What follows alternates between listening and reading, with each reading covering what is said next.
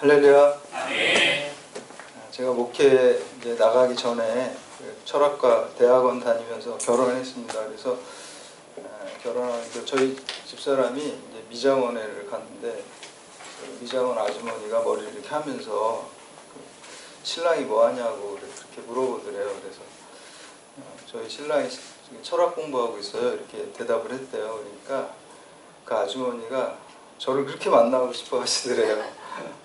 그래서 저희 집사람이 저희 남편을 왜 이렇게 만나고 싶어 하세요? 그러니까 요즘 뭐 하는 일도 잘 안 되고 이장원을 계속 해야 될지 그만둬야 될지 좀 그 신랑한테 좀 물어보고 싶다고 그렇게 얘기를 하더래요. 그래서 철학 공부한다 그러니까 이제 그 운명철학원 그런 거 제가 하는 건 줄 알고 이대 앞에 가면 요즘 있는지 모르겠지만 그 옆에 가면 막 이렇게 깃발 같은 거 운명철학원 그런 거 이제 걸려 있는 거 저도 많이 봤는데 저를 만나고 싶다고 이렇게 얘기를 하더라고요.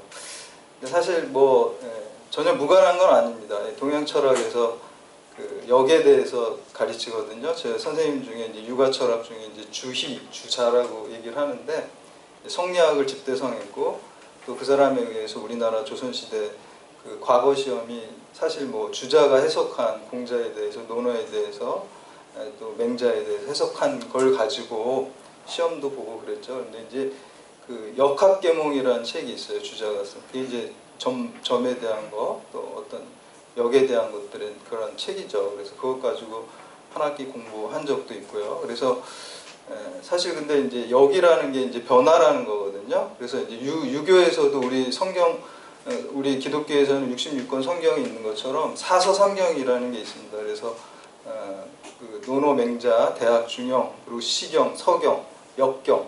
역경이 바로 이제 다른 말로 주역이라고 그러고 역이라는 게 이제 변화를 설명하는 겁니다. 특히 이제 뭐 과거, 현재, 미래에서 관심 있는 거는 미래죠. 과거하고 현재는 사실 뭐 그다지 뭐 우리가 다 잘 알고 있기 때문에 필요가 없는 것 같고 이제 미래에 대한 것들을 궁금해해서 사람들이 점을 보기도 합니다. 그래서 그 공자님도 그 주역을 갖다가 엮은 거를 갖다가 그 가죽끈으로 묶어있는데 그 끈이 3번 떨어질 때까지 주역을 열심히 읽었다 그래요. 근데 이제 원래 이게 64괴라는 게 이렇게 있습니다. 근데 그 괴가 그 중국에 보면은 그 복희씨라고 전설적인 우리나라 이제 고조선의 단군 같은 이런 분이 이제 64개를 이렇게 만들어 놓은 걸 가지고 이제 우리가 점을 치고 이렇게 하는데요. 역학에는 2가지가 있어요. 상수역학하고 의리역학이 있습니다. 상수역학은 진짜 점 치는 거예요. 운명철학원 뭐 그런 데처럼 점을 보는 거고요. 의리역학이라는 거는 어떤 변화에 대해서 이렇게 좀 합리적으로 이성적으로 철학입니다.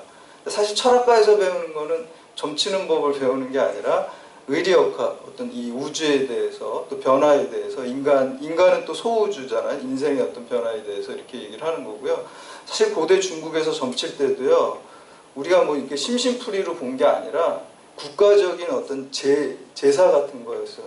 왜냐하면 전쟁을 하는데 이번 전쟁에 우리가 적극적으로 나가야 되는지 좀 피해야 되는지 이 나라의 운명이 달린 거거든요. 왕조의 운명이 달린 거기 때문에 이 거북이 같은 그 등껍데기 이렇게 불로 태워가지고 그 형상을 가가지고 점을 치고 거기에 나라의 운명을 이렇게 결정하고 그런 굉장히 진지한 거였습니다. 근데 이제 점을 그렇게 우리가 보게 되는데요. 그런 거 많이 물어보더라고요. 그리스도인 점 보러 가는 거에 대해서 물어보는데 점 보러 가지 마십시오. 정말 필요가 없어요. 그리스도인.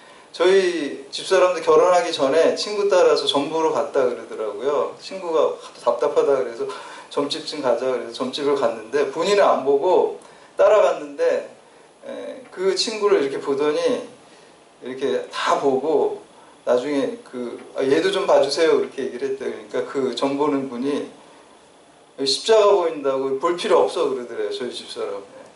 그러니까 미래에 대해서 여러분이 점 보는 것도요. 이 역술 같은 경우는 사실 통계예요. 그래서 정말 잘 보는 경지에 있는 사람은요. 똑같은 사람 가지고 가면은 똑같은 대답해요. 객관성이 사실은 있어요. 그게. 근데 이제 좀 돌팔이 같은 사람들은 틀리지만 어느 경지에 있는 사람들은 과거와 현재를 똑같이 맞춥니다. 정말로. 근데 이제 갈리는 거는 미래에 대한 게 갈려요. 사실 아까 말한 것처럼 과거 현재는 나도 잘 알기 때문에 사실 뭐 그냥 신기할 뿐이지 그게 이렇게 중요한 건 아니에요. 미래가 궁금한 거죠. 더군다나 그리스도인들은 왜 전보지 말아야 되냐면 미래는 주님이 이끌어 가시는 거예요. 그리고 주님한테 우리가 맡기고 사는 거기 때문에 미래에 대해서 뭐 그다지 뭐 이렇게 궁금해할 필요도 없고 오늘 하루하루 내가 주님 앞에 여러분 이 시간에 이렇게 나와서 예배드리는 이게 제일 중요한 겁니다. 한 걸음 한 걸음 가면 우리가 천국으로 인도하는 거기 때문에 현재에만 집중하고 현재 내가 주님께 예배드리고 현재 주님 말씀만 따라가면 돼요. 미래 뭐 이렇게 궁금해하실 필요 없어요. 제가 알려드릴게요. 천국 가는 거예요, 여러분들 미래는. 네. 궁금해하실 필요가 없어요. 천국 가는 걸 여러분 돼 있기 때문에 점을 볼 필요가 없습니다. 오늘 주님이 나한테 주신 거 거기 한 걸음 한 걸음 따라가시면 됩니다. 근데 이 점을 통해서 보는 게 있고요. 또 한 가지는 어떤 그 귀신 이렇게 신접해가지고 또 보는 게 있어요. 우리가 무당이라 그러죠. 근데 오늘 본문 말씀에 보면 바로 그런 경우입니다. 이 점을 보는데요. 어떤 뭐 64개 이런 것들로 보는 게 아니라 주역으로 보는 게 아니라 귀신 들려가지고 신접해가지고 점을 봅니다. 근데 이제 오늘 사도 바울이 이 귀신 들린 여자를 귀신 나가게 하고 예수 믿게 하는 그런 장면을 우리가 읽어보면서 오늘 본문 말씀이 우리에게 주는 메시지가 어떤 믿음으로 우리가 살아야 되는지 깨닫고 새롭게 결단하는 시간 되시기를 주님의 이름으로 축원합니다. 첫 번째는 사람을 수단이 아니라 목적으로 대하는 것이 그게 믿음입니다. 우리가 사람 만날 때 한 사람 영혼이 얼마나 중요한지를 알고 또 그렇게 대우해야 돼요. 우리가 믿음이 생겼다는 것은 한 사람이 중요하다는 걸 깨닫는 거예요. 만약에 우리가 예수 믿는다고 하면서도 한 영혼을 중요하게 여기지 않는다 그러면 그거는 예수 제대로 믿는 게 아닙니다. 우리가 예수 정말 잘 믿고 복음이 우리 안에 들어가면요. 한 영혼이 정말 천하보다 귀하고 한 사람 한 사람이 그 사람의 어떤 지고와 여하를 막론하고 너무너무 소중하고 너무너무 귀한 거예요. 이게 주님 마음입니다. 그래서 인간을 우리가 수단으로 대할 수가 없어요. 다 목적으로 대하는 거예요. 주님 대하듯이. 그래서 주님께서 뭐라 그래서 지극히 작은 자 하나에게 한 게고 나한테 한 거라는 거잖아요.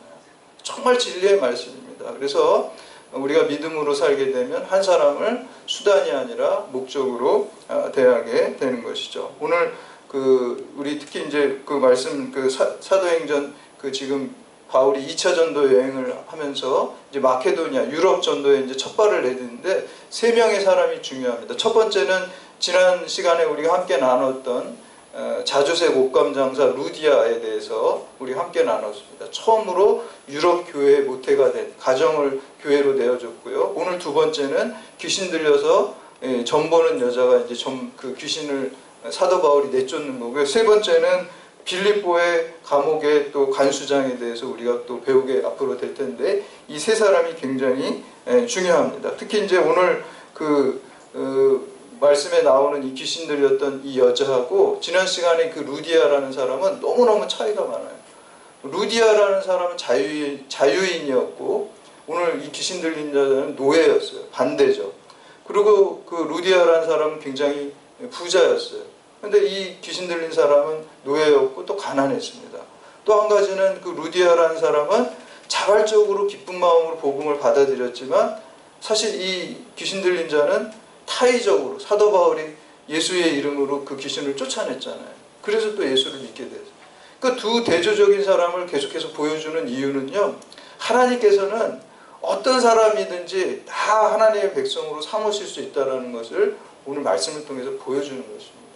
그래서 우리가 미리 어떤 사람에 대해서 저 사람은 내가 전도해도 잘 안 믿을 거야 뭐 이렇게 우리가 판단해서는 안 된다는 거예요. 우리는 그냥 전하는 사명만 있는 거지 그 사람이 믿고 안 믿고는 하나님이 역사하시고 하나님이 주권 안에 있습니다. 그렇기 때문에 때를 얻든지 못 얻든지 어떤 사람이든 우리가 사랑으로 정말 품고 한 영혼이 귀하다고 여기고 목적으로 여기고 전해야 된다는 것입니다. 오늘 16절 말씀 함께 봉독합니다. 16절 시작. 우리가 기도하는 곳에 가다가 점치는 귀신 들린 여종 하나를 만나니 점으로 그 주인들에게 큰 이익을 주는더라. 아멘. 불쌍한 여자죠. 하나 귀신 들렸기 때문에 자기의식이 없어서 불쌍하고 또 노예이기 때문에 아무 자유가 없기 때문에 착취당하는 거잖아요. 그렇기 때문에 또 불쌍한 거예요. 그래서 옛날에 그 노예는 뭐 사람 취급도 받지 못했기 때문에 노예와 나귀의 차이는, 노예는 말하는 동물이고 나귀는 말 못하는 동물이다. 심지어 이렇게까지 얘기를 했습니다. 근데 오늘 본문에 보니까 특이한 게 주인이 한 사람이 아니라 주인이 여러 사람이에요. 아마 이 수익을 굉장히 많이 올렸나 봐요. 사람 뭐 이렇게 점치는데 답답하면 많이 가잖아요. 인생이 이렇게 자기 생각대로 잘 풀리지 않거든요. 다 동서고금을 막론하고.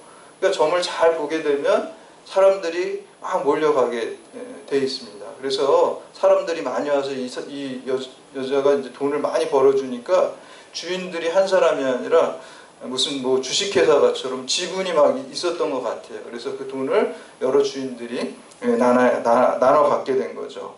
그런데 이제 이 사람 이제 그 귀신을 쫓아내니까 못 갖게 되니까 얼마나 자기 이익에 손실이 오게 되니까 얼마나 이 주인들이 화가 나겠습니까? 그래서 우리가 그 믿음으로 산다는 것은 사람을 수단이 아니라 목적으로 대하는 거예요. 근데 이 자연인들, 믿음이 없는 사람들은 이 여인을 어떻게 봤어요? 수단으로 봤대요. 돈 버는 수단으로 봤대요. 그래서 치유된 거 기뻐하지 않아요. 이 치유되면 이제 더 이상 점 못 치니까 얼마나 화가 납니다. 예수님께서도 거라사에 가서 그 군대 귀신 내쫓을 때 그 사람들이 기뻐하지 않았잖아요. 귀신 내쫓았으면 사람들이 야 치유됐다고 이렇게 서로 기뻐해주고 이렇게 해야 되는데 화가 났잖아요. 왜 화가 났습니까? 그 돼지떼에다가 그 귀신 들어가게 해가지고 돼지떼가 이렇게 절벽 밑으로 떨어져가지고 다 죽으니까 손해를 봐가지고 떠나라고 막 박해하고 싫어했잖아요. 그 사람들이 다 믿음이 없으면 수단으로 사람을 다 대한다. 목적으로 대하지 못한다. 그래서 우리가 믿음으로 산다는 것은 다른 말로 사람이 수단이 아니라 목적으로 대하는 것이죠. 그래서 예수님께서도 안식일을 위해서 사람이 있는 게 아니라 사람으로 해서 안식일이 있다라고 이렇게 얘기를 합니다. 여러분 노노에도 보면 그 공자님 제자 중에 자로라는 사람이 있었어요. 그 사람이 이렇게 물어봤어요. 선생님 어떤 사람이 성인입니까? 이렇게 얘기를 해요. 그러니까 그 공자님 말씀이 견리사이 하면은 그 사람이 곧 성인이다 이렇게 얘기해요. 뭐 이익을 봤을 때 그냥 이익을 보통 이렇게 빨리 취하려고 그러잖아요. 내가 이익을 빨리 취하는 게 아니라 이익을 눈앞에 펼쳐졌을 때 아 이게 과연 의로운 것인가? 이거를 생각한다는 거예요. 이 기독교적으로 말하면 뭐예요? 우리 눈앞에 이익이 있을 때 아 이게 하나님의 뜻인가? 아 이 이익을 갖다가 어떻게 하나님의 일에 우리가 내가 사용할 수 있는가? 이걸 생각하는 게 그게 그리스도인의 모습입니다. 그래서 믿지 않는 사람들은 이익을 보면 이익만을 추구하고 이익을 목적으로 하지만 믿음의 사람은 그 이익을 가지고 하나님의 일을 위해서 하나님의 뜻을 위해서 사용하는 것입니다. 두 번째 믿음이 없이 하나님을 부르는 것은 하나님을 모독하는 죄입니다.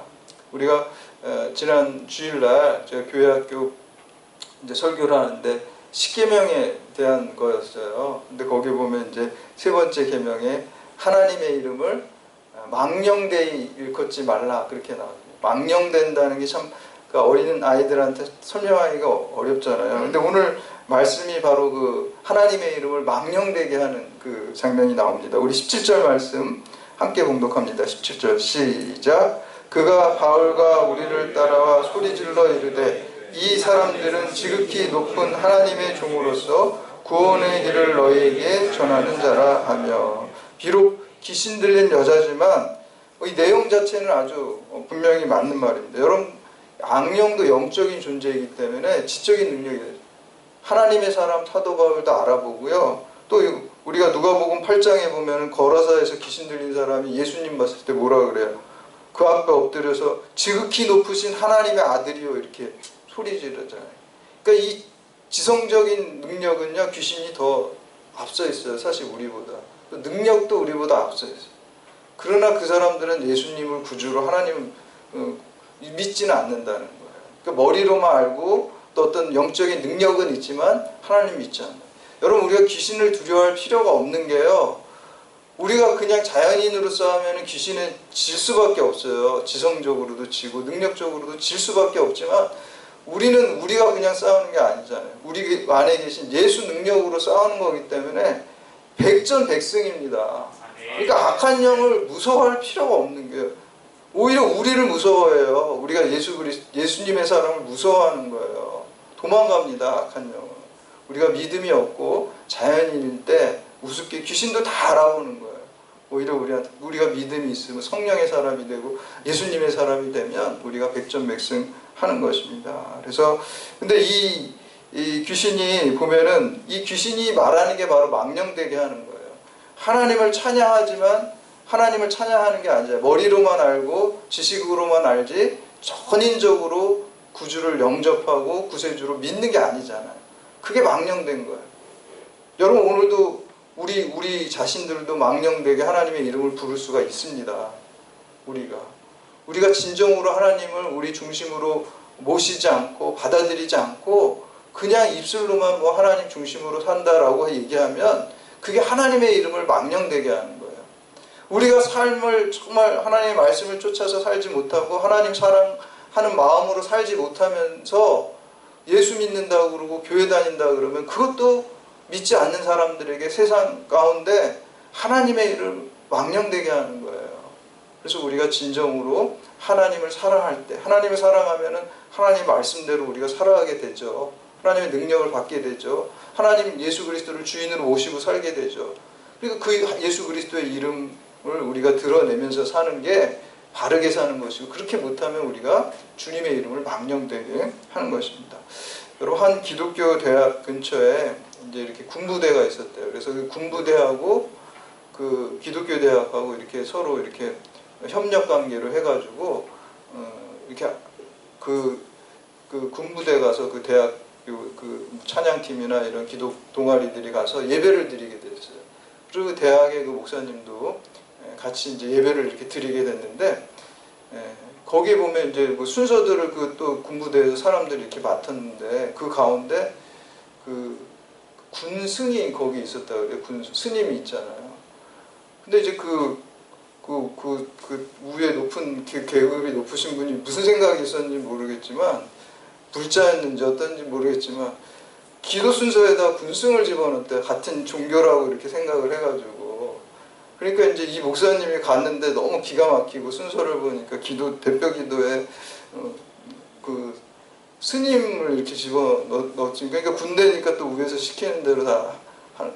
그래서 이제 그 스님이 탁 나와서 기도를 하더래요. 그래서 이제 목사님이 야, 저 스님이 어떻게 기도를 할까 하니까 하나님 아버지 이렇게 하면서 기도를 하더라는 거예요. 그리고 뭐 기도를 정말 잘하더래요. 누가 써줬는지는 모르겠는데 기도를 잘하고 내용도 정말 좋고 이렇게 한 다음에 맨 마지막에도 예수님의 이름으로 기도합니다. 이렇게 기도를 하더라는 거예요. 근데 이 목사님이 기분이 좋은 게 아니라 기분이 너무 안 좋더래요. 저 스님은 예수님 믿지도 않으면서 예수님의 이름으로 기도한다는 그런 게 망령되게 하는 겁니다. 예수님의 이름을. 우리가 진정으로 우리 마음과 삶을 갖다가 주님을 드러내면서 믿음으로 고백하면서 살 때 우리가 바로 믿는 것이고 예수님의 이름을 망령되게 하지 않는 것입니다. 마지막으로 세 번째, 오직 예수 이름에 권능이 있습니다. 사도 바울은 이처럼 믿음 없이 하나님을 부르짖으면서 모독하는 귀신을 어떻게 쫓아냅니까? 사도 바울의 능력으로 쫓아내는 게 아니에요. 예수 그리스도의 이름으로 쫓아내는 거예요. 그래서 마가복음 16장 17절에 보면 믿는 자들에게 내 이름으로 귀신을 쫓아내는 권세를 준다라고 예수님께서 말씀하셨어요. 저도 대학에 와서 우리 학생 중에 뭐 불면증 걸려서 뭐 정신과도 다니고 뭐 이런 학생이 있었어요. 그래서 제가 기도를 해달라 그러더라고요. 그래서 제 방에서 경목실에서 기도를 간절히 해줬어요. 예수 이름으로 기도를 해줬어요. 예수 이름. 근데 일주일 내에 그 친구가 다 났어요. 그 누가 한 건가요? 주님이 하신 거잖아요. 그렇죠? 제가 예수 이름으로 하니까 예수 이름의 능력이 나타난 거예요. 그래서 제가 그 학생한테 그랬어요. 야, 목사님 이제 치유 집회 다녀야 되겠다. 이렇게 얘기를 했어요. 네.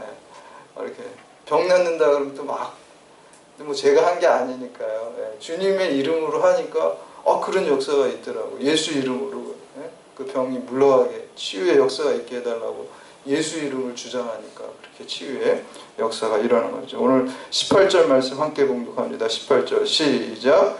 이같이 여러 날을 하는지라 바울이 심히 괴로워하여 돌이켜 그 귀신에게 이르되 예수 그리스도의 이름으로 내가 내게 명하노니 그에게서 나오라 하니 그 즉시 나오니라. 아멘. 예수 이름에 권능이 있습니다. 예수 이름으로 나오라니까 귀신이 물러가고 그 귀신 들린 자가 치유가 되고 구원의 역사가 있고 생명의 역사가 있는 것을 볼 수가 있습니다. 사랑하는 여러분, 오늘 우리가 말씀을 통해서 믿음이라는 것은 한 영혼을 귀하게 여기는 거예요. 수단으로 보지 마세요. 사람 볼 때 목적으로 보세요. 정말 순수하게 목적으로 대하고 영혼으로 대하고, 그게 주님의 마음입니다. 그게 믿음으로 사는 것입니다. 그리고 진리 자체이신 주님의 이름, 주님의 능력을 부르짖으면서 행하십시오. 그러면 이거 내가 한 게 아니라 누가 한 거죠? 주님이 하신 거기 때문에 주님께 영광 돌릴 수 있는 겁니다. 그래서 여러분 예수 이름으로, 예수 능력으로 부르짖고 모든 영광 예수님께 올려드리는 여러분들 다 되시기를 주님의 이름으로 축원합니다. 이제 다 같이 자리에